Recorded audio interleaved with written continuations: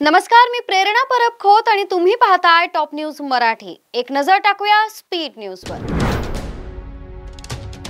मनोज जरांगे पाटील यांच्या उपोषणाचा आजचा चौथा दिवस। आजपासून पाणीही सोडणार। ग्रामपंचायत निवडणुकीसाठी नवी पात्रता लागू। 5 वर्षात थकबाकी नसलेली व्यक्तीच निवडणुकीस पात्र। व्यावसायिक सिलेंडरच्या दरात 51.50 रुपयांची कपात। 1 सप्टेंबर पासून किंमत 1580 रुपये।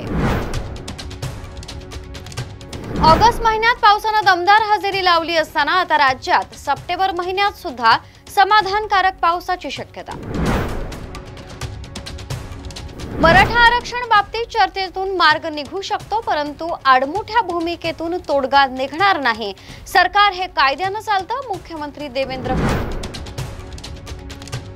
मराठा आंदोलकांना अन्न पाणी औषध उपचारात कोणतीही अडचण येऊ देऊ नका। अमित ठाकरेंचं मनसैनिकांना पत्र। सीएसएमटी स्टेशनकडे जाणारे सर्व मार्ग आज बंद करण्यात आले आहेत। आझाद मैदानाबाहेरील महत्त्वाचे मार्गही वाहतुकीसाठी बंद।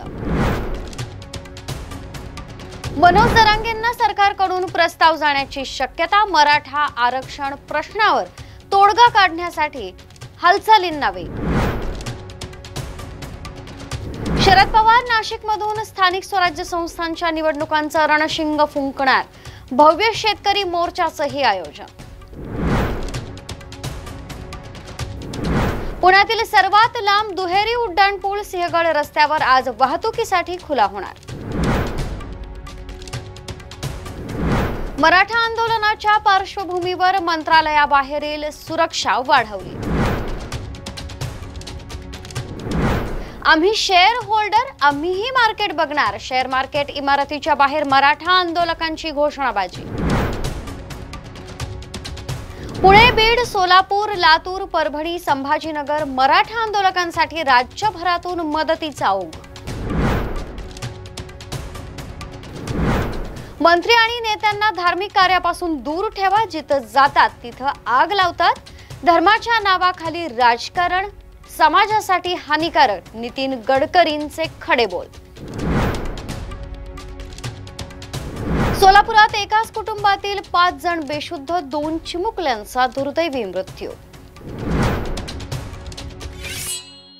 तुर्तास इथंच थांबतोय। ताज्या घडामोडींसाठी पाहत रहा टॉप न्यूज मराठी। आपला महाराष्ट्र, आपली बातमी।